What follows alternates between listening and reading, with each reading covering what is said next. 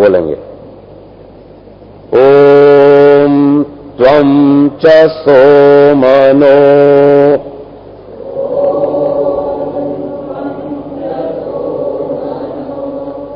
वशो जीवातुम्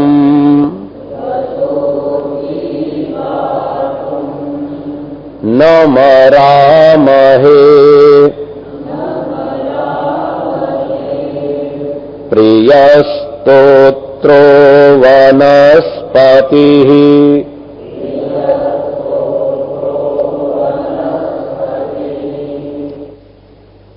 एक बार मैं पूरा मंत्र पढ़ता हूं। ओम त्वं च सोमनो वशो जीवातुम् न मरामहे प्रियस्तोत्रो वनस्पतिः। अब आप पढ़िए। ओम त्वं च सोमनो वशो जीवातुम् न मरामहे प्रियस्तोत्रो वनस्पतिः।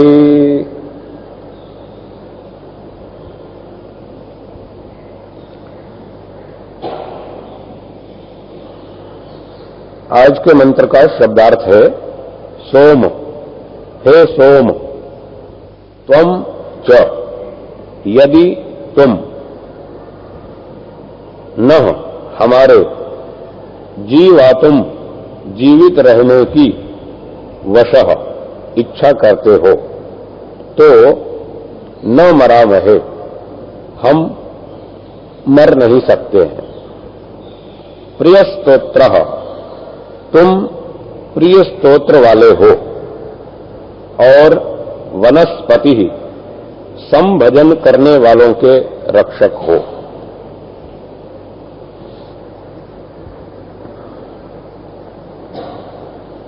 आज के मंत्र में जो सोम शब्द है, ये ईश्वर को संबोधन है। ईश्वर के लिए सोम शब्द का प्रयोग किया गया है। सोम का अर्थ होता है, बहुत से अर्थ हैं सोम शब्द के। एक अर्थ है शांतिदायक। संध्या के मंत्रों में भी आपने ये सोम शब्द का अर्थ देखा होगा। कौन से मंत्र में है?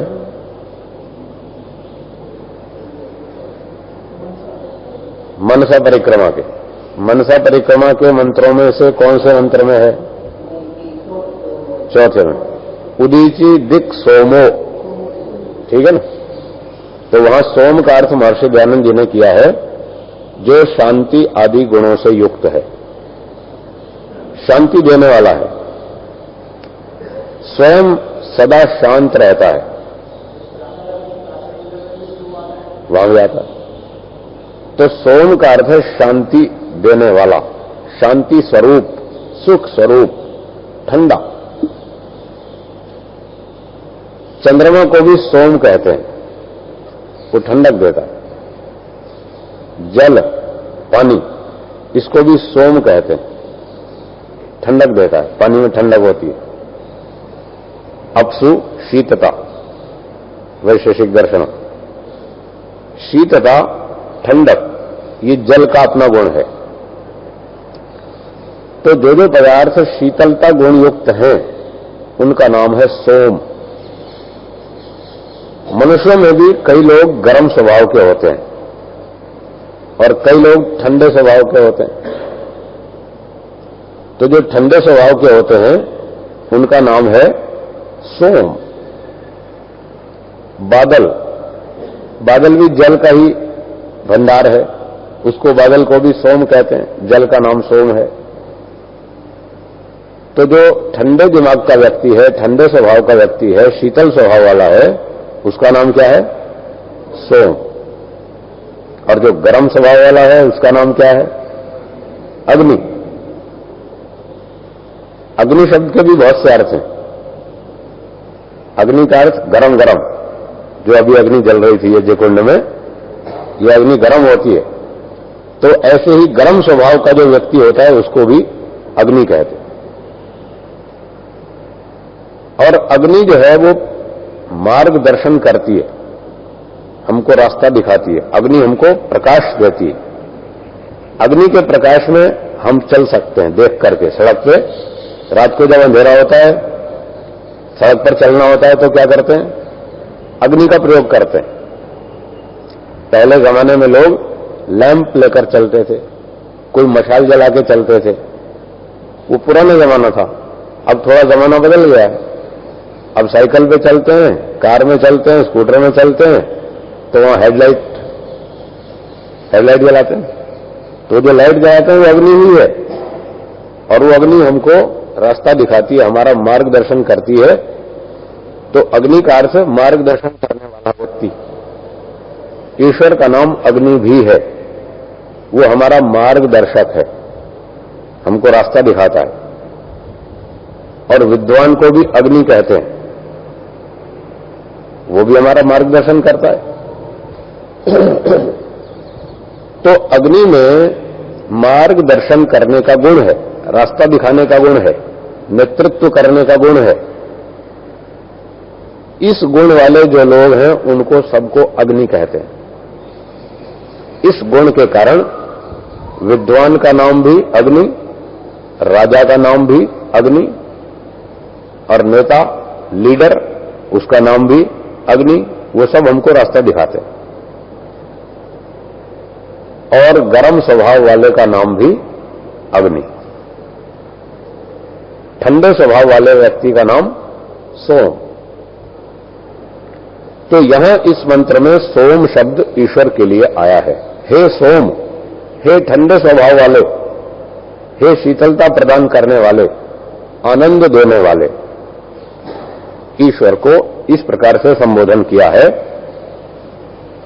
फिर कहा है त्वम च, यदि तुम, हे ईश्वर आनंद स्वरूप परमात्मन, यदि तुम न जीवातुम, हमारे जीने की वशः इच्छा करते हो, यदि तुम हमारे जीने की इच्छा करते हो कि हम जिए, तो न मरा महे, फिर हम नहीं मर सकते। यदि तुम हमारे जिंदा रहने की इच्छा करते हो तो फिर हम नहीं मर सकते। ये वैसे तो मूल रूप से सिद्धांत तो ठीक है, पर इस सिद्धांत की जो लोग व्याख्या करते हैं वो व्याख्या गड़बड़ है। कैसी व्याख्या करते हैं? अब ये भी 2-4-5 दिन पहले कलकत्ता से दिल्ली आने वाली राजधानी एक्सप्रेस का एक्सीडेंट हुआ, दुर्घटना हुई, आपको पता होगा, ठीक है। तो अखबारों में सूचनाएं छपी, चित्र भी छपे, और रेडियो में, टेलीविजन में, सब में समाचार दिए गए। अखबार में एक घटना लिखी थी। एक व्यक्ति अपनी सीट पर बैठा था और उसी डिब्बे में एक पति पत्नी युगल, वो भी उस डिब्बे में सवार हो गए। अब उनकी सीट अलग अलग थी, पत्नी की सीट वहां और पति की वहां। अब वो ये चाहते थे भाई हम साथ साथ बैठ गए। तो रेलगाड़ी में ऐसा होता ही है, एडजस्ट कर लेते हैं एक दूसरे से। तो वहां जो पत्नी की सीट थी, उसके पास वाली सीट पर जो व्यक्ति बैठा था, उस व्यक्ति से उसके पति ने कहा करके कि भाई तुम वहां मेरी सीट पे बैठ जाओ, मैं यहां बैठ जाऊं, मेरी पत्नी साथ में है, तो हम दोनों साथ में यात्रा कर लेंगे। उसने कहा ठीक है, तुम यहां बैठ जाओ, मैं वहां बैठ जाता हूं, क्या फर्क पड़ता है। तो वो उस सीट को छोड़कर अपनी सीट को पति की सीट पर जा बैठा, उस पुरुष की, और वो पति पत्नी दोनों इकट्ठे आ गए एक जगह पर, साथ साथ वाली सीट पर। और कुछ ही देर बाद दुर्घटना हुई। ये सीट बदलने के कुछ ही देर बाद दुर्घटना हुई और दुर्भाग्यवश दोनों पति पत्नी मर गए। और जो व्यक्ति वहां बैठा था उस सीट पर, जो उसके सीट बदल गया, वो बच गया। ऐसा अखबार में हमने घटना पढ़ी। दुर्घटना होने से कुछ ही देर पहले उसने सीट बदल ली और वो बच गया, और वो बेचारा पति जो अलग बैठा था वो उसके साथ जा बैठा और वो दुर्घटना में मारा गया। तो ऐसी ऐसी घटनाएं जब होती हैं तो लोग कहते हैं जाको राखे साइयां, मार सके ना कोई भगवान ने जिसकी रक्षा करनी थी उसको रक्षा कर दी, उसको कोई मार ही नहीं सकता। जिसको भगवान ने बचाना हो उसको कोई मार नहीं सकता। तो ये घटना ठीक है या नहीं? अब कोई नहीं बोलता, हां भी नहीं ना भी नहीं। ये ठीक है या गलत है ये घटना? मतलब क्या भगवान ऐसे रक्षा करता है, ये बात ठीक है या नहीं? ठीक नहीं है। परंतु भारत में और विदेशों में भी करोड़ों की संख्या में लोग ऐसे हैं जो इस मान्यता की व्याख्या इस प्रकार से करते हैं कि उसको भगवान ने बचाना था, उसकी उम्र बाकी थी, उसको बचा दिया, और जिसकी मौत आई थी उसको मरना था, वो वहां से उठ करके भी उस सीट पे जा बैठा जहां मरने की स्थिति हो। उस रेल दुर्घटना में, ये क्योंकि ताजी दुर्घटना है इसलिए इसकी बात कर रहा हूं, क्योंकि आपको सबको याद है, अभी अभी की ताजी बात है, यूं तो रोज घटनाएं होती रहती। इस रेल दुर्घटना में जितने लोग मरे, 100, 125, 150 जितने भी मरे, क्या उन सब की मृत्यु वहीं उस दिन दुर्घटना में लिखी हुई थी? हां या ना? ना। तो फिर क्यों मरे? जब मौत लिखी नहीं थी उनकी तो क्यों मरे? लोग तो कहते हैं जिसकी मौत जहां लिखी होती है उसको मौत वहीं खींच कर ले जाती है और वो वहीं मरता है दुर्घटना में। चाहे रेल की दुर्घटना हो, चाहे विमान की दुर्घटना हो, चाहे ट्रक की दुर्घटना हो, चाहे कार की हो, स्कूटर की हो, बस की हो, कोई भी हो, जिसकी मौत जहां लिखी है उसको घसीट के वहीं ले जाएगी और वो उसी दिन वहीं मरेगा। मृत्यु पहले से निश्चित है, उस दिन उस समय वहीं उस स्थान पर उसी साधन से वो टकरा के मरेगा। ऐसा लोग कहते हैं, एक दो नहीं करोड़ों लोग कहते हैं। और तो और अच्छे अच्छे वक्ता भी ऐसा बोलते हैं, विद्वान वक्ता भी, प्रचार करने वाले वो भी ऐसा बोलते हैं, भिन्न भिन्न संप्रदायों के वक्ता भी ऐसा बोलते हैं। अब बताइए क्या करेंगे? अगर आप कहते हैं कि ना ये बात गलत है तो आपको इतने सब लोगों से टक्कर लेनी पड़ेगी। खूब बोलते हैं, भजनोपदेशक बोलते हैं, प्रवक्ता बोलते हैं, यही सिद्धांत बोलते हैं और इसी की व्याख्या करते हैं, जाको राखे साइयों मार सके न कोई। भगवान ने जिसकी रक्षा करनी होती है उसकी रक्षा कर देता है, उसको कोई मार नहीं सकता, और जिसको मरना होता है वो मर ही जाता है, उसको कोई बचा नहीं सकता। जिसकी आई है वो मरेगा, उसकी मौत जहां लिखी है वो वहीं मरेगा, ऐसा लोग कहते हैं। परंतु ये बात ऐसी नहीं है, ये ठीक नहीं है। इस मंत्र के शब्दों के आधार पर लोगों को ऐसा भ्रम हो गया कि यदि भगवान चाहता है हम जिएं तो हमें कोई नहीं मार सकता, हम नहीं मर सकते। शब्दावली कुछ इस प्रकार की है, इससे लोगों को यह भ्रम हो गया कि जिसको मारना चाहता है ईश्वर उसको मार देता है, जिसको बचाना चाहता है वो बच जाता है। ऋग्वेद आदि भाष्य भूमिका में महर्षि दयानंद सरस्वती जी ने लिखा है, तत्व द्विविधा प्रयत्नोस्ति। पढ़ा था ना? दो प्रकार का प्रयत्न है, ईश्वर कृतः जीव कृतश्च। एक ईश्वरकृत प्रयत्न है और एक जीवकृत प्रयत्न है, दोनों के कर्म अलग अलग हैं। ईश्वर के कर्म अलग हैं, जीवों के कर्म अलग हैं। अब जब हम घटनाओं का विश्लेषण ठीक से नहीं करेंगे तो भ्रांति हो जाएगी।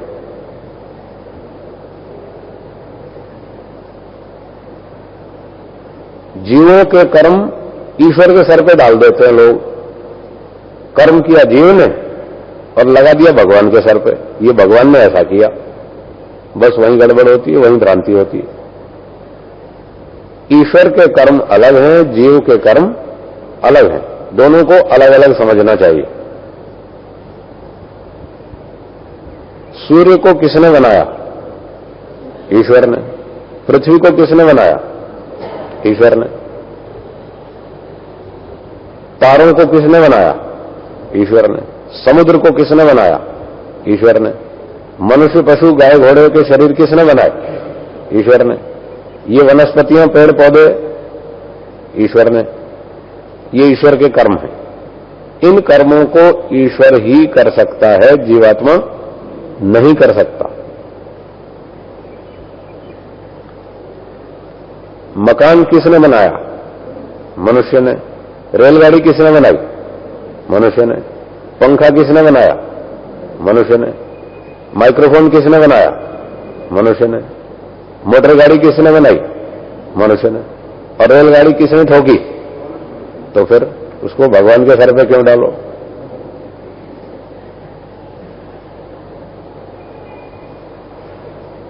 रेलगाड़ी की पटरी की वो फिश प्लेटें निकाल दी, ऐसा बताया, जिसके कारण ये दुर्घटना हुई, उसकी फिश प्लेटें निकाल दी। वो किसने निकाली? मनुष्य ने। भगवान ने निकाली क्या? जिस कारण से वो दुर्घटना हुई, रेलगाड़ी की पटरी की जो फिश प्लेटें होती हैं, वो किन्हीं लोगों ने नट खोल करके निकाल दी। अब जब रेलगाड़ी आई तेजी से, वो पटरी फैल गई, इधर बिखर गई, गाड़ी पलट गई और वो गिर पड़ी नदी में। नदी के ऊपर से गुजर रही थी, उसमें गिर पड़ी।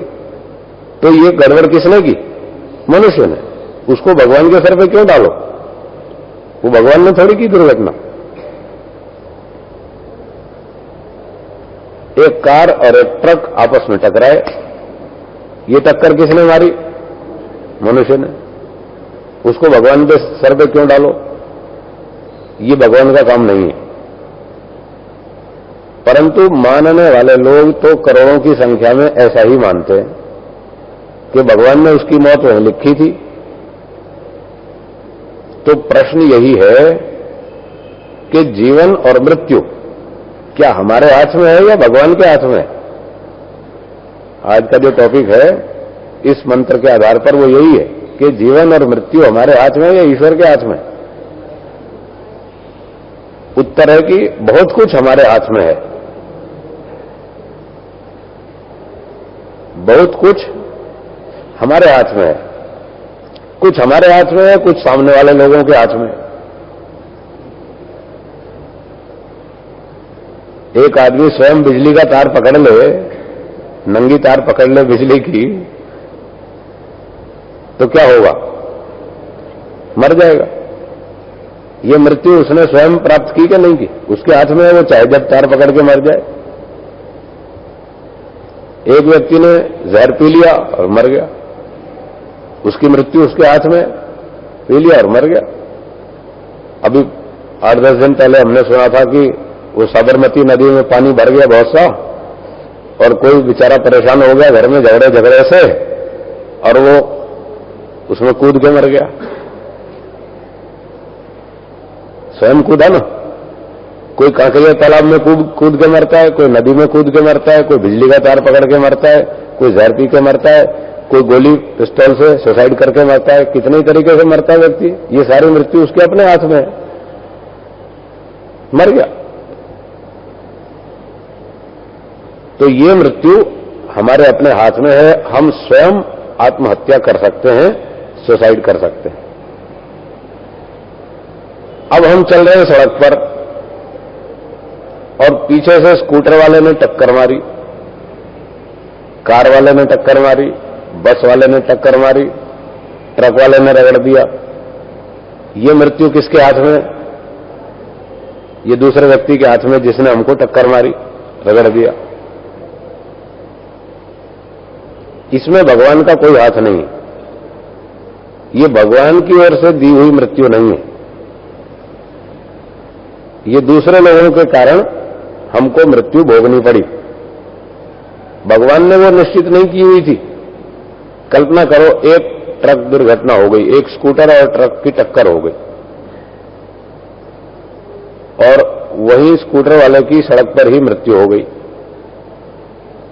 तो लोग क्या कहते हैं? भगवान ने इसकी उम्र इतनी ही लिखी थी और इसकी उम्र पूरी हो गई थी, तो इसको आज ट्रक के नीचे टकरा के मरना ही था, तो मर गया, बात खत्म हो गई। उसकी उम्र इतनी ही थी। तो यह सत्य नहीं है। अगर उसकी उम्र इतनी ही थी तो वो किसने निश्चित की थी इतनी उम्र? कौन निश्चित करेगा? उन लोगों से हम पूछते हैं जो ये मानते हैं कि इसकी उम्र इतनी ही थी। उन लोगों से हम ये पूछ रहे हैं, भाई बताओ इसकी उम्र इतनी किसने लिखी थी, किसने निश्चित की थी कि आज इतने ही दिन जी करके आज यहां मरेगा ट्रक के नीचे? क्या जवाब है उनके पास? ईश्वर ने। यही जवाब देंगे वो लोग। ईश्वर ने इसकी आयु इतनी ही निश्चित की थी और इस दिन इस स्थान पर इस ट्रक से टकरा के उसको मरना था, वो मर गया। ईश्वर ने निश्चित की थी। ठीक है, चलो थोड़ी देर के लिए मान लेते हैं ईश्वर ने उसकी आयु इतनी ही निश्चित की थी और वो उतने समय पर वो ट्रक से टकरा करके मर गया। तो ट्रक वाले ने ईश्वर के आदेश का पालन किया। ट्रक ड्राइवर ने उसको मार डाला, ईश्वर के आदेश का पालन किया, इसकी मौत आई है, इसको मार डालो, उसने मार दिया। तो ट्रक वाला तो दोषी नहीं हुआ ना? फिर दोषी हुआ कि नहीं हुआ? है जी? हाँ, उसके हिसाब से तो निर्दोष है ना वो दोषी तो नहीं होगा ना।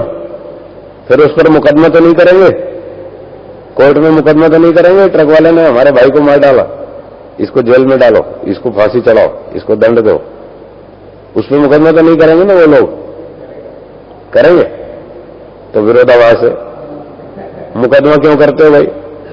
ट्रक वाले ने ईश्वर के आदेश का पालन किया, उसको इनाम दिलवाओ, दंड काहेगा? मुकदमा क्यों? ईश्वर ने निश्चित की थी भाई अमुक 45 वर्ष का व्यक्ति है, 48 का है, 52 का है, जो भी है, और वो अमुक दिन अमुक स्थान पर ट्रक के नीचे आके मरेगा। वो मर गया, भगवान ने निश्चित की थी, ट्रक वाले ने भगवान के आदेश का पालन किया, तो उसको तो इनाम दिलवाना चाहिए। जो ईश्वर के आदेश का पालन करे उसको दंड मिलना चाहिए या इनाम मिलना चाहिए? इनाम मिलना चाहिए। सेनापति ने आदेश दिया इन दुश्मन सैनिकों को मारो, तो सैनिकों ने दुश्मन सैनिकों को मार डाला, तो सेनापति के आदेश का पालन किया, तो सेनापति उनको दंड देंगे सैनिकों को या इनाम देंगे? इनाम देंगे। जो सैनिक सेनापति के आदेश का पालन करे उसको तो आप इनाम देंगे, और जो भगवान के आदेश का पालन करे उसको दंड देंगे। ये कौन सा न्याय है? उसको भी इनाम दिलाओ ट्रक वाले को, उसने भगवान के आदेश का पालन किया है। भाई आज तुम्हारी मौत आई है, तुम्हारी उम्र पूरी हो गई, चलो पार।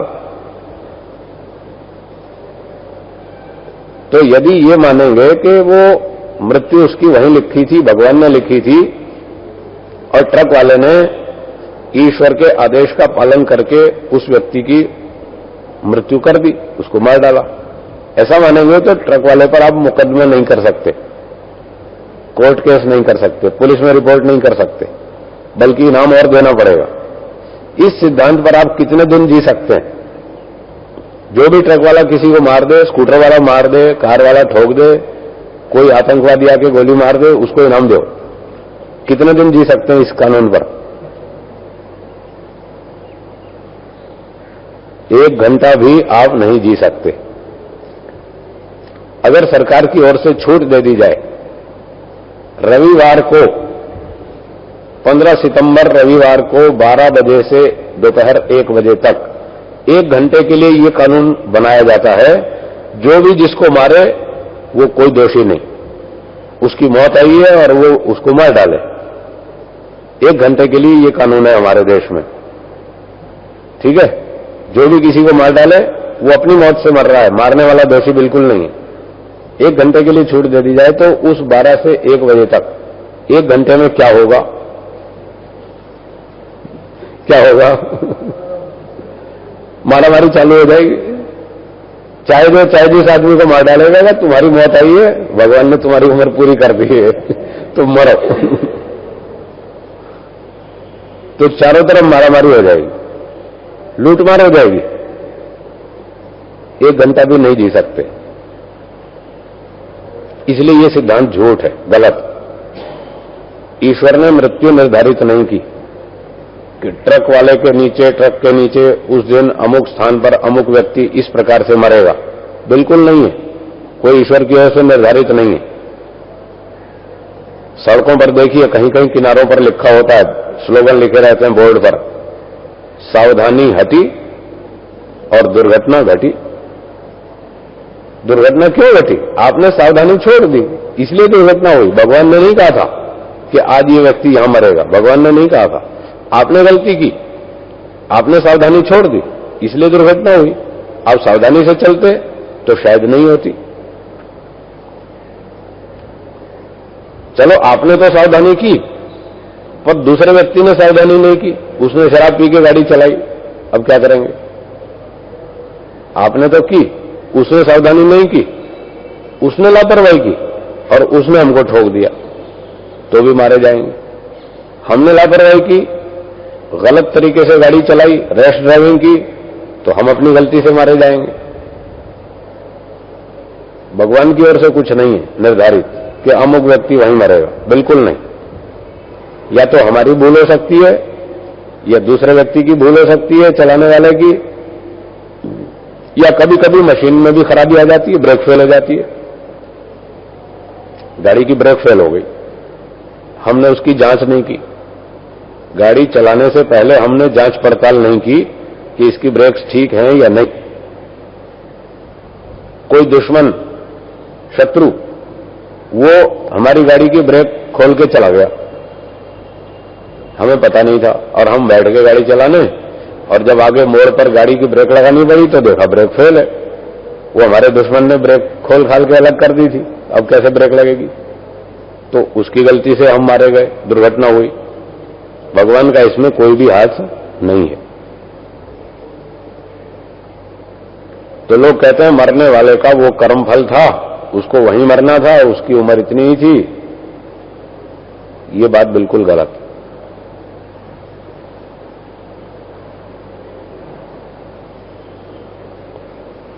कर्म का जो फल दिया जाता है,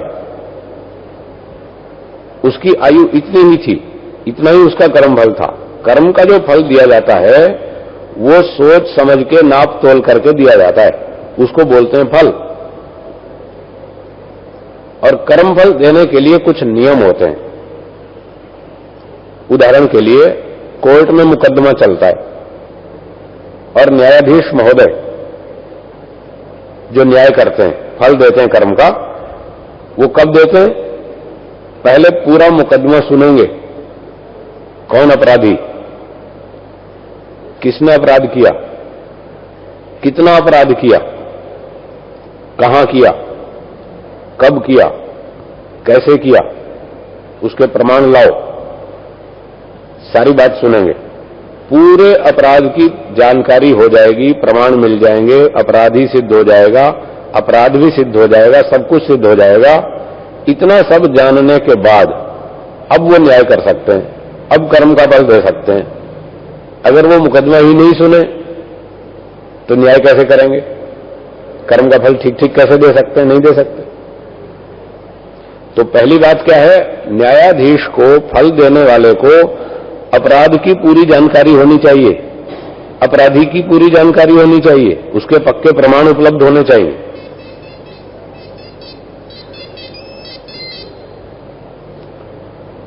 उसको पहले ये सब जानकारी होनी चाहिए। दूसरी बात, उसको फल देने का अधिकार भी होना चाहिए। न्यायाधीश महोदय को अधिकार है, अथॉरिटी है, वो फल दे सकते हैं। हर आदमी फल नहीं दे सकता।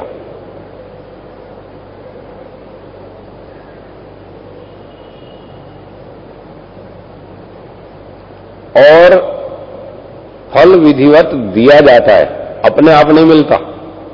न्यायाधीश महोदय फल देते हैं, जब अपराधी सिद्ध हो जाता है तब वो विधिवत न्यायपूर्वक फल देते हैं कि अमुक अपराधी है, इसको 6 मास की जेल, वो हाथ से लिख करके देते हैं, तब दंड दिया जाता है। अपने आप फल नहीं मिलता। एक व्यक्ति किसी सेठ के यहां नौकरी करता है, आप लोग भी सचिवालय में कार्य करते हैं, तो आपको वेतन अपने आप मिलता है या कोई देता है? कोई देता है तब मिलता है, अपने आप वेतन नहीं मिलता। फल देने वाला देता है, अपने आप नहीं मिलता। ये कर्मफल के नियम है। फल अपने आप नहीं मिलता, कोई देता है, नाप तोल कर देता है, और वो अधिकारी भी होता है, वो फल देता है। अब इन नियमों को उस घटना पर लागू करेंगे। ट्रक के नीचे कोई व्यक्ति मारा गया दुर्घटना में, और लोगों ने कहा जी उसका कर्म फल था, उसकी उम्र इतनी ही थी, उसका कोई कर्म था, उसको यहीं मरना था। ठीक है, मान लेते हैं उसका कर्म फल था। तो प्रश्न ये होगा कि ये फल किसने दिया? दो संभावना है, या तो ईश्वर देवे या ट्रक वाला देवे, दो ही तो संभावना है। अब बताइए दोनों में से किसने दिया? ईश्वर ने दिया, है जी, ईश्वर ने दिया। ईश्वर ने तो ट्रक चलाया नहीं, तो ईश्वर ने कहां दिया? ईश्वर ने तो ही दिया। हाँ, इसका अर्थ यह हो सकता है कि ईश्वर ने ट्रक वाले से दिलवाया। ट्रक वाले से ईश्वर ने कहा तू गाड़ी चला और इसको ठोक, मुझे इसका फल देना, तू मार डाल इसको। ईश्वर ने दिया का मतलब यह हो सकता है। अगर यह बात है तो ट्रक वाला दोषी नहीं।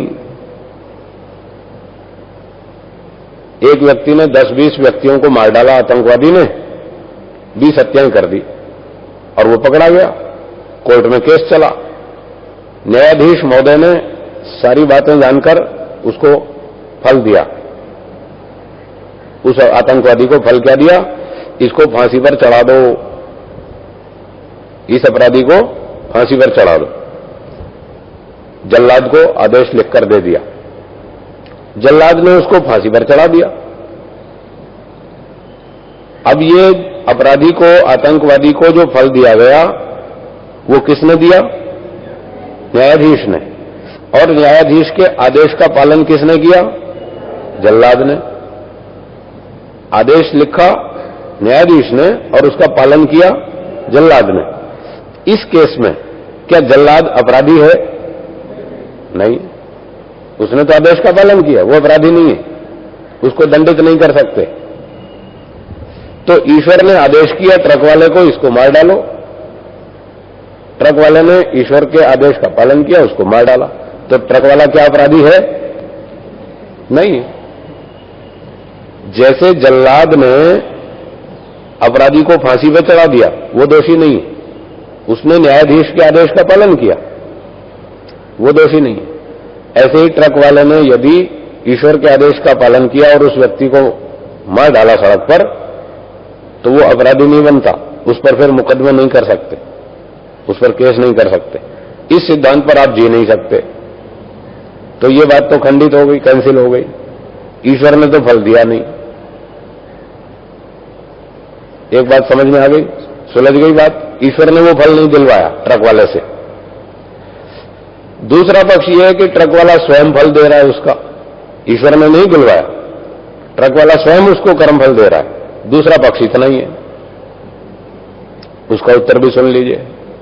वो कर्मफल के नियम लागू कीजिए। न्यायाधीश को फल देने से पहले यह मालूम होता है इस अपराधी ने क्या अपराध किया, कब किया, कहां किया, कितना किया, कैसे किया। वो सारी बातें सुन करके, जान करके, प्रमाणित होने पर उसके बाद वो फल देता है, तब तो फल माना जाए। क्या ट्रक वाला जानता है कि इसने पिछले जन्म में कौन सा कर्म किया था जिसका फल मैं इसको दे रहा हूं? नहीं जानता, तो फल कहां हुआ?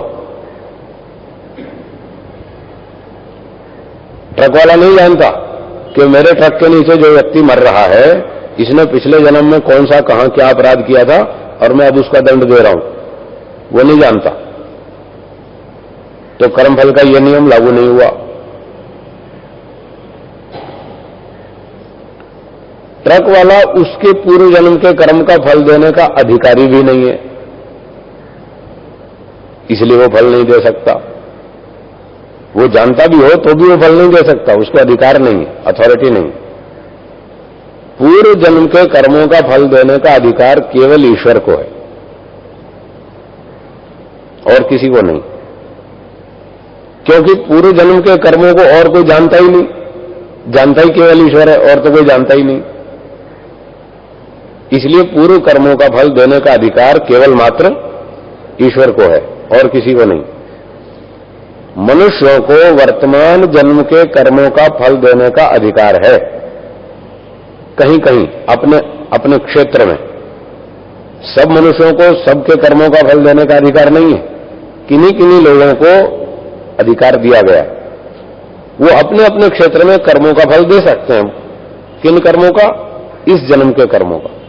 पिछले जन्म के कर्मों को तो जानते भी नहीं और दे भी नहीं सकते, उनको अधिकार भी नहीं है। इस जन्म के कर्मों का फल मनुष्य लोग अपने अपने क्षेत्र में कैसे देते हैं, कौन कौन अधिकारी है, उनके नाम सुनिए। घर में माता पिता बच्चों को कर्मों का फल देने के अधिकारी हैं। बच्चे घर में तोड़फोड़ करें तो माता पिता उनको दंड दे सकते हैं, उनको अधिकार दिया गया। उनको सुधारो, बच्चों को उनको प्रेम से समझाओ, और नहीं मानते तो डांट लगाओ, फिर भी नहीं मानते फिर पिटाई करो, और फिर भी नहीं मानते तो बाथरूम में बंद कर दो, स्टोर में बंद कर दो, उनको दंड दो, उनको कैसे भी करके सुधारो। उनको अधिकार है दंड देने का, माता पिता को, बच्चों के लिए। स्कूल में, विद्यालय में अध्यापक, शिक्षक, आचार्य को अधिकार है। विद्यार्थी लोग उद्दंडता करें, गड़बड़ करें तो अध्यापक को अधिकार है, वो पिटाई कर सकता है, डांट लगा सकता है, दंड दे सकता है। गांव में पंचायत को अधिकार है कि जो गड़बड़ करे उसको पंचायत दंडित कर सकती है। नगरों में न्यायाधीश को अधिकार है, जो नगर में गड़बड़ करे उसको न्यायाधीश दंडित कर सकता है। और अलग अलग क्षेत्रों में जो बड़े बड़े अधिकारी होते हैं, ऑफिसर्स, अपने अपने क्षेत्रों के, अलग अलग कंपनियों के जो बड़े बड़े मालिक होते हैं, जो वहां के बोर्ड ऑफ डायरेक्टर्स होते हैं, वो अपनी अपनी कंपनी के क्षेत्र में अधिकारी होते हैं। उनके स्टाफ में कोई गड़बड़ करे तो उसका दंड देने का अधिकार उन कंपनी के अधिकारियों को होता है, वो उनको दंडित कर सकते हैं। सेना में, पुलिस में, औद्योगिक कंपनियों में, अलग अलग क्षेत्रों में वो लोग अधिकारी हैं। पर सड़क चलते आदमी को चाहे जिसके अपराध का दंड देने का अधिकार नहीं है। तो ट्रक वाले को अधिकार नहीं है, वो मरने वाले के पिछले जन्म के कर्म का फल देवे, ना तो वो जानता ना वो अधिकारी, इसलिए वो कर्मफल नहीं हुआ। ना तो ईश्वर ने दिलवाया और ना ट्रक वाले ने दिया, तो फिर क्या है वो? जब कर्मफल नहीं है तो फिर क्या है? उसका नाम है आधि भौतिक दुख। बोलिए तो। हाँ, उसका नाम ये है। मरने वाले का कोई दोष नहीं था, वो ठीक चल रहा था। ट्रक वाला शराब पी के चला रहा था, उसने लापरवाही की और उस सड़क पर चलने वाले स्कूटर वाले को ठोक दिया, मार डाला। मरने वाले का कोई दोष नहीं था, वो बिल्कुल ठीक चल रहा था। जब वो निर्दोष था, फिर क्यों उसको ये दुख भोगना पड़ा? क्यों मृत्यु आ गई? इसलिए कि व्यक्ति कर्म करने में स्वतंत्र है। इस वाक्य को बोलिए, व्यक्ति कर्म करने में स्वतंत्र है। ट्रक वाला स्वतंत्र है, उसने शराब पी के चलाई गाड़ी, वो स्वतंत्र है, मार डाला, ठोक दिया। और इससे जो पिछले उदाहरण थे, किसी ने जहर पी करके मर गया, किसी ने बिजली का तार पकड़ लिया, कोई कुएं में कूद के मरा, कोई काकरिया में कूद के मरा, कोई साबरमती में कूद के मरा, वो भी स्वतंत्र है।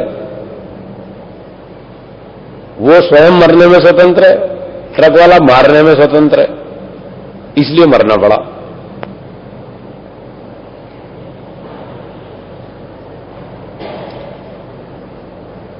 जापान में एक व्यक्ति ने पुस्तक लिखी, हाउ टू सुसाइड इजीली। उसका टाइटल क्या था? How to suicide easily. आसानी से आत्महत्या कैसे करें, आसानी से मरने के उपाय। लोगों को मरना भी नहीं आता, वो भी सिखाना पड़ता है कि ऐसे मरो। तो उस लेखक ने भूमिका में स्पष्टीकरण दिया कि मैं किताब इसलिए नहीं लिख रहा हूं कि लोग मेरी किताब पढ़ें और आत्महत्या करें। इसलिए नहीं लिख रहा हूं। तो फिर किस लिए लिख रहा हूं? किताब मैं इसलिए लिख रहा हूं कि जो लोग जिंदगी से तंग आ चुके हैं, जीवन से दुखी हो चुके हैं, मरना चाहते हैं, जीना नहीं चाहते, अंतिम निर्णय कर लिया है, अब हमारे जीने का कोई रास्ता नहीं है, मरना ही एकमात्र उपाय है, जो लोग ऐसा फैसला कर चुके हैं, वो लोग तड़प तड़प के ना मरें, वो गलत तरीके से मरते हैं, उनको मरना भी नहीं आता, उनके लिए किताब लिख रहा हूं। कम से कम मरें तो आसानी से मरें, थोड़ा कष्ट उठा के मरें, ज्यादा दुखी हो के ना मरें, उनके लिए लिख रहा हूं। जापान में जरूरत पड़ गई होगी ऐसी, वहां लोग बेचारे बहुत दुखी हैं, परेशान हैं, वो जीना नहीं चाहते, मरना चाहते हैं, मर जाते हैं। तो व्यक्ति मरने में स्वतंत्र है। जापान वालों का चिंतन यह है कि जो मरने का अंतिम फैसला कर चुका है वो आसानी से मरे, उनका यह निर्णय है, भारत का यह निर्णय नहीं है। भारतीय सभ्यता में ऐसी कोई चर्चा नहीं है, उनकी सभ्यता में होती होगी। भारतीय सभ्यता का चिंतन कैसा है, एक बहुत अच्छा दृष्टांत सुनाता हूं।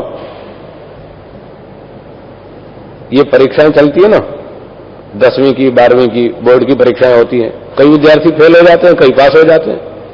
10वीं की परीक्षा में एक विद्यार्थी फेल हो गया, परीक्षा परिणाम आया और फेल हो गया।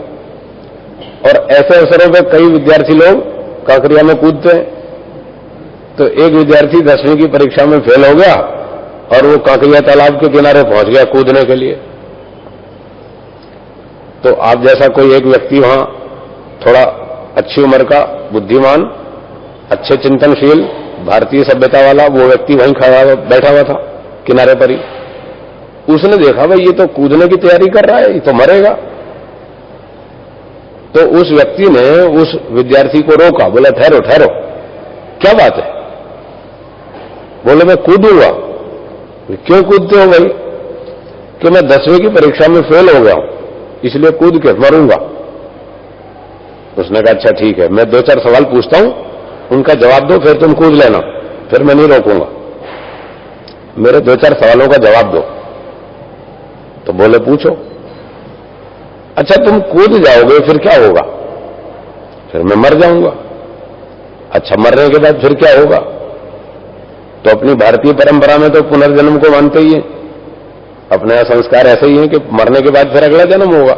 उस बच्चे ने भी सुन रखा था, तो बोला जी मर जाऊंगा, मरने के बाद फिर अगला जन्म होगा। अच्छा ठीक है, फिर क्या होगा? कि अगला जन्म हो जाएगा, फिर मैं लड़का बन जाऊंगा और फिर धीरे धीरे बड़ा होने लग जाऊंगा। बोले अच्छा फिर 5 साल के बाद फिर क्या होगा? कि 5 साल के बाद फिर स्कूल में जाऊंगा, फिर पहली क्लास में पढ़ने लगूंगा। अच्छा फिर क्या होगा? फिर अगले साल दूसरी क्लास में जाऊंगा, फिर क्या होगा? फिर अगले साल तीसरी क्लास में जाऊंगा। ऐसे करते करते हर साल एक ही क्लास पास करता जाऊंगा।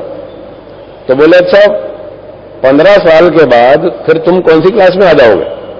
बोला 15 साल के बाद 10वीं क्लास में आ जाऊंगा। बोले ठीक, फिर जब 15 साल के बाद 10वीं क्लास में आओगे फिर तुम 10वीं का बोर्ड का एग्जाम दोगे? बोले हाँ दूंगा। तो बोले अभी तुम मरोगे और फिर 15 साल के बाद फिर 10वीं का बोर्ड का एग्जाम दोगे, तो अभी 3 महीने बाद क्यों नहीं देते बोर्ड का एग्जाम? 15 साल के बाद क्यों देते? इतना लंबा चक्कर काटोगे, 15 साल समय खर्च करोगे, तब जाके 10वीं का बोर्ड का एग्जाम दोगे, अभी 3 महीने बाद दोबारा एग्जाम क्यों नहीं देते 10वीं का? तो बात उसकी समझ में आ गई। बोला मरना कैंसिल, अब नहीं मरूंगा, 3 महीने बाद दोबारा 10वीं का एग्जाम दूंगा। अगर मैं मर भी गया तो आखिर इसका ये कोई इलाज थोड़ी है, फिर 15 साल बाद फिर वही आना पड़ेगा, फिर वही 10वीं का एग्जाम। तो 3 महीने बाद ही क्यों ना दूं? ये 15 साल बर्बाद क्यों करूं मैं? उसको समझ में आ गया, मरना कैंसिल, अब नहीं मरूंगा। तो भारतीय चिंतन ऐसा है। तो वो मरना हमारे हाथ में है, क्यों मरे हम? नहीं मरते। जिंदगी मरने के लिए थोड़ी मिली है, जीवन मरने के लिए नहीं मिला है, जीने के लिए मिला है। तो दुर्घटनाओं से अपनी रक्षा करना ये हमारे हाथ में है, बहुत कुछ, पूरा पूरा तो नहीं, क्योंकि सामने वाला भी स्वतंत्र है। हम तो सावधानी से चले, सामने वाला ठोक दे तो वो हमारे हाथ में नहीं। तो बहुत कुछ अपने हाथ में है, बहुत कुछ दूसरे के हाथ में है। भगवान के हाथ में तो ऐसी दुर्घटनाएं नहीं है, वो तो हमारे ही हाथ में है। तो यदि हम स्वयं मरते हैं तो ये हमारी भूल है, दूसरा मार डालता है तो दूसरे की भूल है। इसका नाम है आधि भौतिक दुख। दूसरे व्यक्ति ने हमको मार डाला, ये आधि भौतिक दुख है। तो स्वयं सावधानी से चलें, लापरवाही नहीं करें। दूसरा व्यक्ति भी सावधानी से चले, उसको भी सावधान रखने के लिए नियम बनाएं।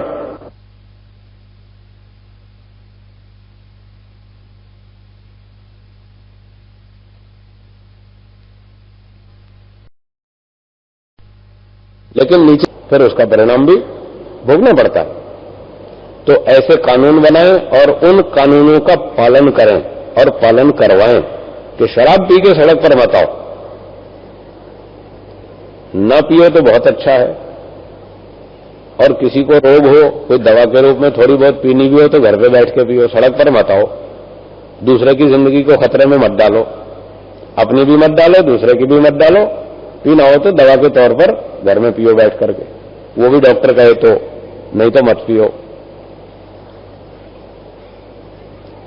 तो ऐसी ऐसी घटनाओं में मृत्यु हमारे हाथ में है या सामने वाले के, वो भगवान के द्वारा दी गई नहीं है। आयुर्वेद एक शास्त्र है जिसका नाम है आयुर्वेद। वो आयु का ही शास्त्र है। आयु के बारे में बताता है कि आयु क्या है, आयु किसको कहते हैं, आयु कितनी लंबी होती है, आयु कैसे घटती है, आयु कैसे बढ़ती है, वो आयु की चर्चा बताता है वो सारा शास्त्र। जन्म क्या है, मृत्यु क्या है, आयु क्या है, वो सारी बात बताता है। तो इस आयुर्वेद में 101 प्रकार की मृत्यु बतलाई है। कितने प्रकार की? 101। उसमें से केवल एक मृत्यु है जो भगवान के द्वारा दी गई है, जिसका नाम है स्वाभाविक मृत्यु। क्या नाम है उसका? स्वाभाविक मृत्यु। ये तो ईश्वर प्रदत्त है। और बाकी कितनी बची? 100 प्रकार की मृत्यु वो भगवान के द्वारा दी हुई नहीं है, या तो हमारे हाथ में है या सामने वाले के। उसके कुछ उदाहरण आपने सुन लिए। जहर पी के मर जाओ, बिजली का तार पकड़ के मर जाओ, कुएं में कूद जाओ, तालाब में कूद जाओ, नदी में कूद जाओ, पिस्तौल से गोली मार के सुसाइड कर लो, अथवा कोई ट्रक वाला मार दे, कोई विमान वाला मार दे, कोई आतंकवादी मार दे, कोई चाकू मार दे, कोई गोली मार दे, कोई बम फेंक के मार दे, कोई कितने प्रकार से, कोई सड़क से मोटर गाड़ी से, चलती गाड़ी से गिर के कूद के मर जाए, कोई किसी को चलती गाड़ी में से धक्का दे दे। कितने भी प्रकार से मृत्यु हो सकती है, 100 प्रकार से। ये सब आकस्मिक मृत्यु है। इसका नाम है एक्सीडेंटल डेथ। ये अस्वाभाविक मृत्यु है, ये दुर्घटनाजन्य मृत्यु है, ये ईश्वर प्रदत्त नहीं है। तो बताइए, 101 में से केवल एक मृत्यु है जो स्वाभाविक है, वो भगवान के द्वारा दी जाती है। बाकी तो 100 प्रकार की मृत्यु हमारे हाथ में, हमारे या सामने वाले के, अर्थात जीवों के, वो उन मनुष्यों के हाथ में। तो इसलिए सार क्या निकला? मृत्यु किसके हाथ में है? हमारे हाथ में। जीवन की सुरक्षा करना हमारे हाथ में, मृत्यु हमारे हाथ में। जीवन को, आयु को लंबा कर लो, छोटा कर लो, वो हमारे हाथ में। इसी का नाम अकाल मृत्यु है, जो ये एक्सीडेंटल डेथ है, आकस्मिक मृत्यु, इसी का नाम है अकाल मृत्यु, जो काल से पहले हो गई।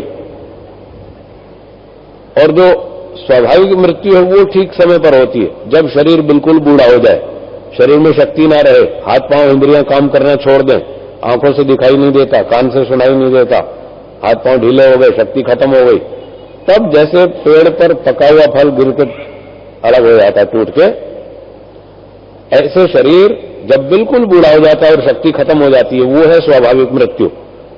वो ईश्वर द्वारा प्रदत्त है।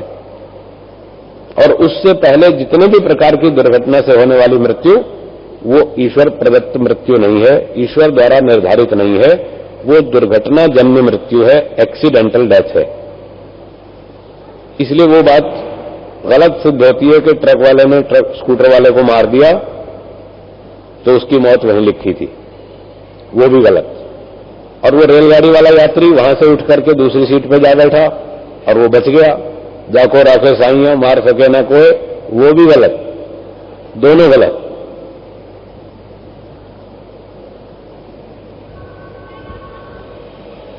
तो सामने वाले व्यक्ति ने, ट्रक वाले ने स्कूटर वाले को क्यों मारा, क्या कारण, क्या दोष? निर्दोष होते हुए भी दुख भोगना पड़ता है, इसी का नाम आधि भौतिक दुख। क्यों भोगना पड़ा? उसमें कुछ गलती हमारी भी है। क्या गलती है हमारी? गलती यह है कि अब तक आप दुनिया में क्यों बैठे हो, मोक्ष में क्यों नहीं गए? गलती आपकी है। अगर आप मोक्ष में चले जाते तो ट्रक वाला आपको नहीं छेड़ता, आपको कुछ हैरान नहीं करता, परेशान नहीं करता, फिर ट्रक वाला नहीं मार सकता था अगर आप मोक्ष में चले गए होते तो। पर वो स्कूटर वाला मोक्ष में नहीं गया ना, इसीलिए तो ट्रक वाले ने मार डाला।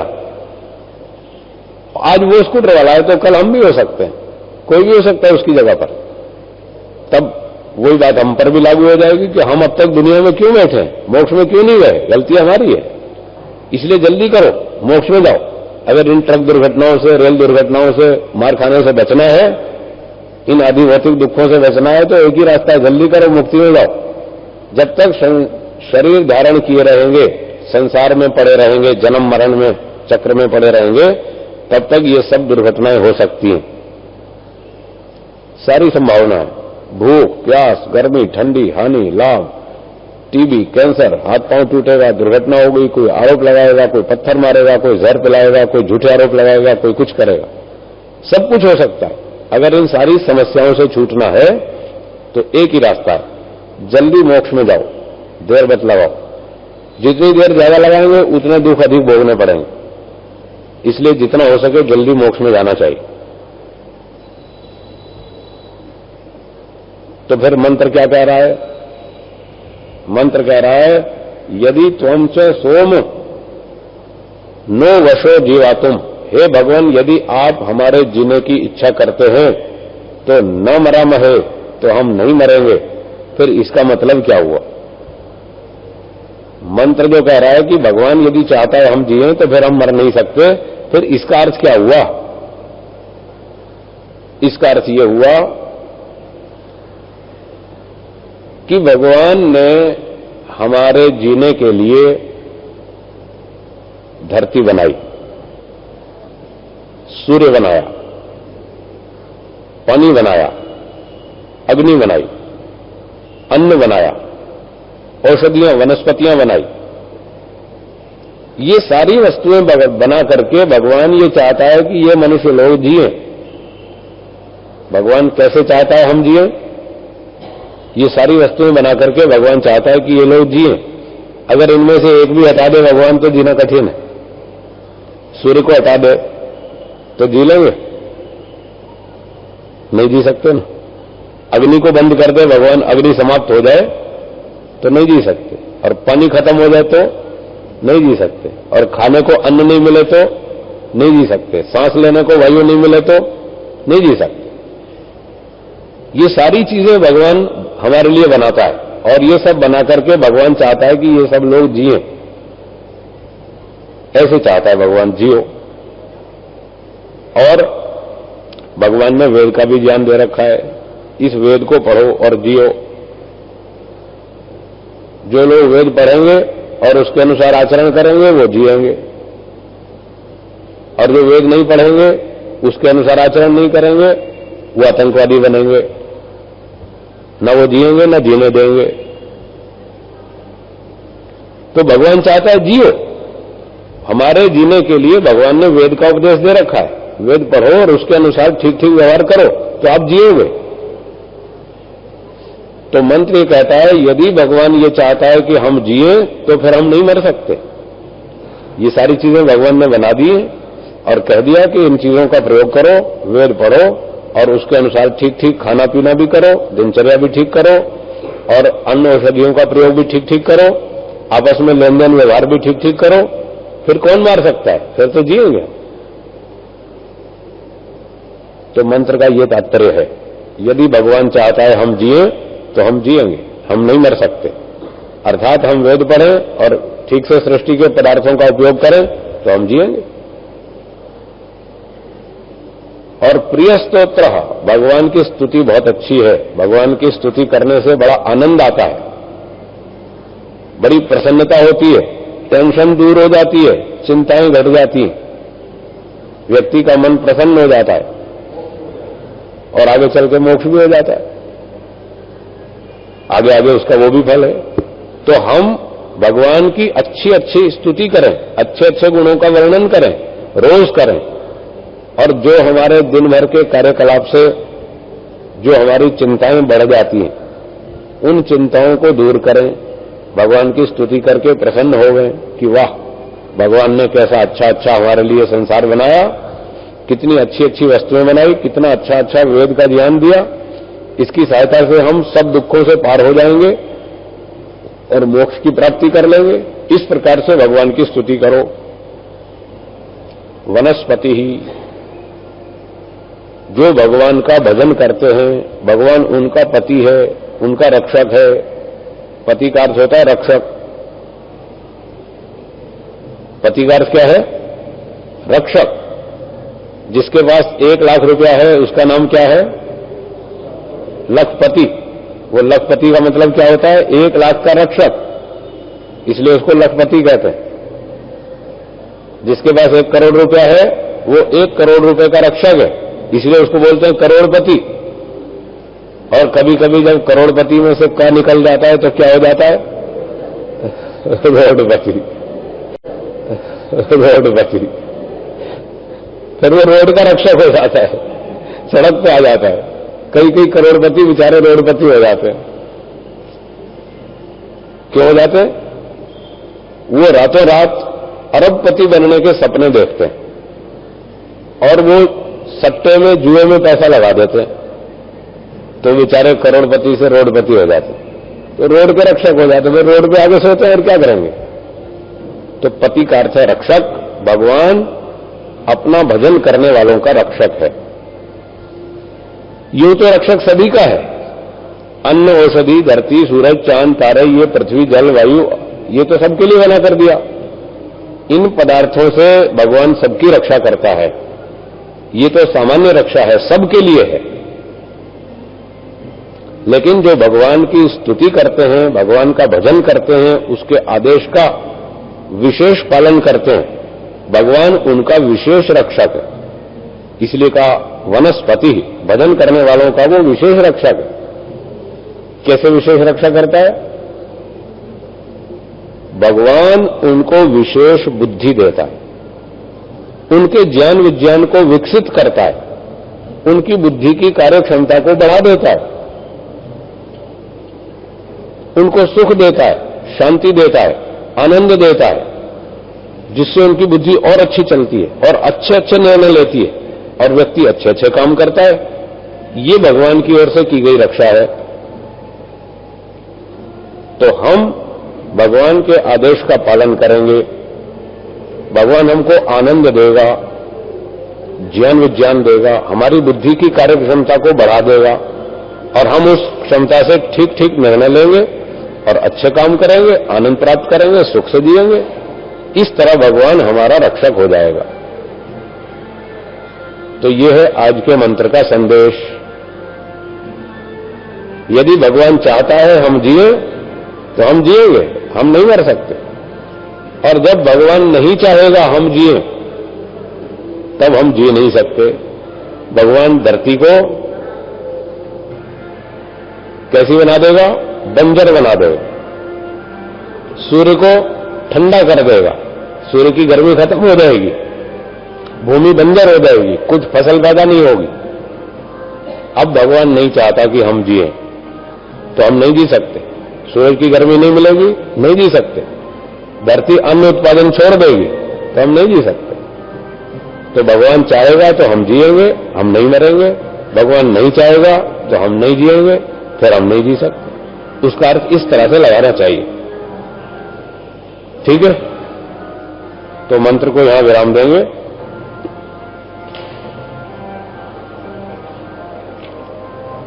और कोई प्रश्न पूछना हो तो पूछिए। 2-3 मिनट। व्यक्ति ने दूसरे व्यक्ति को गोली मार दी, तो गोली मारने को मरने वाले को दंड कैसे मिलेगा, ये प्रश्न। उसको या तो सरकार, राजा, पुलिस, न्यायाधीश पकड़ ले और उसको फांसी देवे, या तो इस तरह से दंड मिलेगा। और इस तरह से नहीं मिला तो ईश्वर उसको दंड देगा। अगले जन्म में ईश्वर उसको घोड़ा बना देगा, सुअर बना देगा, उल्लू बना देगा, गधा बना देगा, कुछ भी बनाएगा। वो जाने क्या दंड देगा, कितना देगा, कैसा देगा, वो हम नहीं जानते। वो भगवान जानता है, वो हिसाब से देगा, छोड़ेगा नहीं। कर्म फल को हम पूरा पूरा ठीक से नहीं जानते, ईश्वर जानता है। और ईश्वर न्यायकारी है, वो छोड़ता नहीं बिल्कुल भी। आतंकवादी ने जिस निर्दोष व्यक्ति को मार डाला, ईश्वर उसको दंड देगा। और जिसका लॉस हुआ, जिसका मृत्यु हो गई, उसका जो नुकसान हुआ उसकी ईश्वर पूर्ति कर देगा। जो लॉस हुआ, मान लो 45 वर्ष का था वो और अच्छा वाला था, अभी उसकी मृत्यु नहीं होती, गोली नहीं लगती, तो 80 साल तक जीता। कोई दुर्घटना न होती तो वो 75-80 साल तक जी सकता था, लेकिन गोली मार देने से 45 में उसकी मृत्यु हो गई। अब मान के चलते हैं कि उसको ये एक्सीडेंट नहीं होता तो 35 वर्ष और जीता, 80 तक। और अब 45 में उसकी मृत्यु हुई, तो 35 वर्ष का जीवन उसका खो गया, लॉस हुआ। इस 35 वर्ष का उसको ईश्वर की ओर से आगे कॉम्पेंसेशन मिलेगा। उसका जो नुकसान हुआ उसकी पूर्ति ईश्वर कर देगा। जो 35 वर्ष उसके खोए, कहां से खोए? 46वें वर्ष से लेकर 80वें वर्ष तक, इस उम्र के 35 साल खोए। इसी उम्र के 35 साल उसको आगे मिल जाएंगे। और जन्म से 45 वर्ष तक की आयु उसके अन्य कर्मों के आधार पर उसको दी जाएगी। जो इस जन्म में उसने कर्म किए उसके आधार पर या और पिछले कर्मों के आधार पर, कुछ कर्मों के आधार पर उसको 45 वर्ष का जीवन नया मिलेगा। और 35 ये जो खो गए वो जोड़ देंगे, फिर 80 साल की एक उम्र उसको दोबारा मिलेगी, उसकी पूर्ति हो जाएगी। और जिसने गोली मारी उसको दंड मिलेगा, उसको घोड़ा, सुअर, कुत्ता, बिल्ली, वो जो भी होगा भगवान बनाएगा। इस तरह से ईश्वर उसको दंड देगा। हाँ जी, ऐसा मानोगे तो फिर वो मारने वाला अपराधी नहीं है ना तो वो अपराधी बनेगा और ना आप उसको दंड दे सकते, और ना वो फल देने का अधिकारी है, और ना उसको पता है कि किसके किस कर्म का फल दे रहा हूं। तो चाहे गोली मारे, चाहे वो कुएं में धक्का दे दे, चाहे वो ट्रक के नीचे मार डाले या किसी भी तरीके से मार डाले, वो मरने वाले का कर्म फल नहीं है, वो दुर्घटना है, एक्सीडेंट है, वो मरने वाले का कर्म फल नहीं। हाँ जी, एक दुर्घटना है भूकंप, जो है ये प्राकृतिक दुर्घटना है। सड़क पे जो रेल और बस टकराती है, स्कूटर और कार टकराता है, इसमें जो दुख होता है इसको बोलते हैं आधि भौतिक दुख। ये तो मनुष्यों वाली दुर्घटना है, मनुष्यों की गलती से। और जो भूकंप आता है ये प्राकृतिक दुर्घटना है, इससे जो दुख होता है इसका नाम है आधि दैविक दुख। इसका नाम अलग है, आधि दैविक दुख। तो जैसे सड़क पर हमारा काम है सावधानी से चलना, ट्रक से बच के चलना, ये हमारी ड्यूटी है। तो कहां भूकंप आएगा उससे बचना, ये भी तो हमारी ड्यूटी है ना। उस दुर्घटना से भी बचना हमारा काम है। हमारा कर्तव्य है कि हम ऐसे ऐसे मशीन, यंत्र विकसित करें, ऐसे ऐसे साधनों का विकास करें जिनसे हमको पता चल जाए कि कहां भूकंप आने वाला है, कहां भूकंप का क्षेत्र है। उस क्षेत्र में न रहें, उससे दूर रहें। जहां दुर्घटना होने वाली है तो वहां से दूर भागना चाहिए ना। जहां आग लगने वाली हो वहां से दूर भागो, वहां क्यों खड़े रहो? तो जहां भूकंप आने की स्थिति है, पता है कि भुज में सेंटर है भूकंप का, लोगों को मालूम है यहां भूकंप आता रहता है, अब वहां क्यों रहो, दूर रहो वहां से, अच्छे मकान बनाओ, अच्छी जगह रहो। हां, तो जानकारी करो कहां भूकंप आता है, क्यों आता है, उसके कारण ढूंढो, उन कारणों को दूर करो। जहां तक हमारा सामर्थ्य है पूरा उपयोग करो अपने सामर्थ्य का। भगवान ने हमको वेद का ज्ञान दे रखा है और बुद्धि दे रखी है, बुद्धि से वेद को पढ़ो, समझो और इन दुर्घटनाओं से बचो, आयु को बढ़ाओ, दुर्घटनाओं से बचो, ये हमारा कर्तव्य। हाँ माता जी, बैठे बैठे पूछिए। जी जी जी जी जी हम्म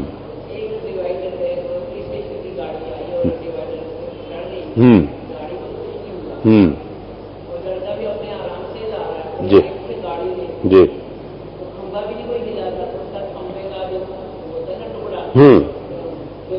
लाइट वाला, ठीक,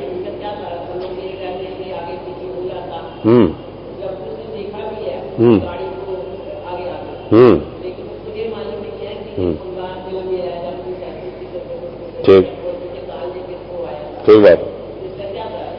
इसका कारण आपने स्वयं बोल दिया, आपने अपने वाक्य में स्वयं बोल दिया उसका कारण, और मैं आपको याद दिलाता हूं। आपने ये बोला कि उसको पता नहीं था कि ये खंभा गिरने वाला है, खंभे का टुकड़ा गिरने वाला, ये उसको पता नहीं था, ये उसका कारण है। डिवाइडर पे गाड़ी चढ़ी और खंभे का जो ऊपर का टुकड़ा जो था वो टूट के गिरा और वो बेटे के सर पे लगा, तो बेटे को ये पता नहीं था ना कि ये टुकड़ा मेरे सर पे गिरेगा, ये उसको पता नहीं था, बस यही कारण है। अगर उसको पता होता कि ये टुकड़ा गिरेगा तो वो नहीं जाता, पीछे रुक जाता, यही कारण है। व्यक्ति क्यों मार खाता है, उसके दो कारण हैं, उसमें से एक कारण ये है, वो दो कारण सुन लीजिए। एक कारण तो ये है कि कब कहां क्या दुर्घटना होएगी और उससे मुझे कितना नुकसान होगा ये उसको मालूम नहीं है। जहां जहां पर यह कारण होगा हमें पता नहीं है कौन व्यक्ति हमको कब कहां कैसे ठोकेगा या कौन सी वस्तु हम पर गिरेगी, हमें पता नहीं है।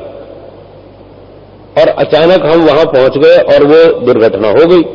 जो दुर्घटना होती है वो प्री डिसाइडेड नहीं होती, वो पूर्व निश्चित नहीं होती। जो पूर्व निश्चित होती है उसको एक्सीडेंट नहीं कहते, जो एक्सीडेंट होता है वो अचानक होता है, वो प्री डिसाइडेड नहीं होता, पहले से निश्चित नहीं होता। तो जहां जहां पर सामने वाली वस्तु हम पर आक्रमण कर रही है, हमें पता नहीं है कि कौन सी वस्तु हम पर गिर सकती है, चाहे वो जड़ वस्तु हो, चाहे कोई चेतन व्यक्ति हमको पत्थर मारे, ईंट मारे, गाड़ी ठोके, कुछ भी करे, एक कारण। दूसरा कारण, हमें पता तो चल गया कि सामने आज 3 व्यक्ति आ रहे हैं और आज हमारी शाम को 4 बजे पिटाई करेंगे, हमें पता चल गया। तो हमने उन 3 व्यक्तियों की रोकथाम के लिए 15 आदमी बुला लिए। पता चलने पर हमने अपनी सुरक्षा के लिए प्रबंध कर लिए, व्यक्ति भी अधिक बुला लिए, मशीन गन भी बुला ली, बंदूक भी बुला ली, सारे साधन बुला लिए। अब वो हमको 3 व्यक्ति नुकसान नहीं पहुंचा पाएंगे, हमको पता चल गया। और जब हमें पता नहीं चलेगा अथवा पता चल गया कि वो 3 आएंगे और हम हैं अकेले, हमारा साथी कोई भी नहीं, तो अब मार खानी पड़ेगी। तो 2 कारण है, एक तो मालूम नहीं है और दूसरा हम उस आने वाले आक्रमण से टकरा नहीं सकते, हमारे पास शक्ति कम है, तो हमको मार खानी पड़ेगी। यदि पहले से पता चल जाए कि फलाना आदमी इतनी ताकत से आज हम पे हमला करेगा, पता चल जाए और उससे टक्कर लेने के लिए हम उससे अधिक शक्ति जुटा लें, तो हम मार खाने से बच जाएंगे। तो आपके प्रश्न का उत्तर यह है कि बेटे को पता नहीं था कि ये टुकड़ा मेरे सर पे गिरेगा, उसको ये पता नहीं था, इसलिए मार खानी पड़ी। अगर पता होता तो वो स्कूटर पहले रोक लेता और वहां नहीं पहुंचता और उस टुकड़े की मार से बच जाता। ये कारण, आपकी घटना में ये कारण रहा। हाँ जी, हाँ होगी, वो मिलेगी। क्षतिपूर्ति कब मिलती है उसके भी नियम है। आप इंश्योरेंस कराते हैं, बीमा, वो जो बीमा होता है वो कंडीशनल होता है। एक व्यापारी ने अपने गोदाम का बीमा करा लिया, वो बीमा कंपनी वालों ने, ऑफिसर्स ने आकर के सर्वे किया, देखा कि हां ठीक है, गोदाम में माल रखा है, 20 लाख का माल है और ऐसा है, सब ठीक है, सब सुरक्षित है और अच्छे ढंग से इसको रखा गया है, बाहर से ताला भी ठीक बराबर लगाया गया। अब बीमा कंपनी वाले कहते हैं कि इस माल की सुरक्षा करना, आप इसमें इन्फ्लेमेबल आइटम्स मत रख देना, इसमें स्पिरिट और पेट्रोल के डिब्बे मत भर के रख देना, ठीक है, इसकी सुरक्षा भी रखना, चोरी नहीं हो जाए, ताले भी बराबर लगाना। ये सारी कंडीशंस वो लगा देते हैं और गोदाम को खुला नहीं छोड़ना, चाहे जो घुस जाए उसमें आग लगा दे, ऐसा नहीं। इन कंडीशंस पर बीमा स्वीकार किया जाता है और ये पूरी सुरक्षाएं रखने के बाद यदि बीमा गोदाम में आग लग जाती है या कोई चोरी हो जाती है, तब बीमा कंपनी आपको कॉम्पेंसेशन देगी, तब क्षतिपूर्ति करेगी। तो वो बीमा भी कंडीशनल होता है कि आप अपनी ओर से सुरक्षा के पूरे प्रयत्न करेंगे, उसके बाद भी यदि नुकसान होता है तो कंपनी आपको क्षतिपूर्ति करके देगी। तो भगवान की ओर से भी जो बीमा है, हमारा इंश्योरेंस है, वो भी कंडीशनल है। भगवान कहता है अपनी पूरी सुरक्षा स्वयं करो, ये सुरक्षा के लिए हाथ दिए हैं, बुद्धि दी है, वाणी दी है, इन सब साधनों का उपयोग करो और अपनी सुरक्षा पूरी करो। इसके बावजूद भी अगर तुम्हारी हानि होती है तो फिर हम क्षतिपूर्ति करेंगे, तब हम जिम्मेदार हैं। और यदि आप पिस्तौल उठा के सुसाइड कर लो गोली चला के, तो पूर्ति नहीं मिलेगी, ये याद रखना, तब कोई क्षतिपूर्ति नहीं है। आप खुद मकान में, गोदाम में आग लगा लो और कंपनी वालों से कहो जी हमारे तो मकान जल गया, गोदाम जल गया, पैसा लाओ, वो नहीं देंगे, बल्कि और केस करेंगे आपके ऊपर, 420 का केस करेंगे धोखाधड़ी का, कि इन्होंने 2 लाख का माल गला सारा रख दिया गोडाउन में और उसमें आग लगा दी और 20 लाख रुपए मांगते हैं, हमसे धोखाधड़ी करते हैं और उल्टा केस हो जाएगा। तो यदि कोई व्यक्ति सुसाइड करता है, आत्महत्या करता है, जानबूझ के मरता है, उसको भगवान की ओर से कोई कॉम्पेंसेशन नहीं मिलेगा, बल्कि उस पर केस होगा, उसको और दंड मिलेगा। आपको जीवन मरने के लिए नहीं दिया था, जीने के लिए दिया था, तुमने इस जीवन का दुरुपयोग किया, इसको मार डाला, तुम अपराधी हो, उसको और दंड मिलेगा। इसलिए हमारे यहां सुसाइड करने का कहीं भी विधान नहीं है। हमारे वेदों में, शास्त्रों में, पूरे वैदिक साहित्य में कहीं भी सुसाइड करने का कोई विधान नहीं। भारतीय सभ्यता नहीं है ये। हाँ, जापान वालों की हो सकती है, वो ऐसी किताब लिखते हैं, पश्चिम सभ्यता वाले लिखते हैं कि हाउ टू सुसाइड इजीली, हम कैसे मारें, वो उनकी मान्यता हो सकती है। वैदिक संविधान ऐसा नहीं है। तो समय समाप्त हो रहा है।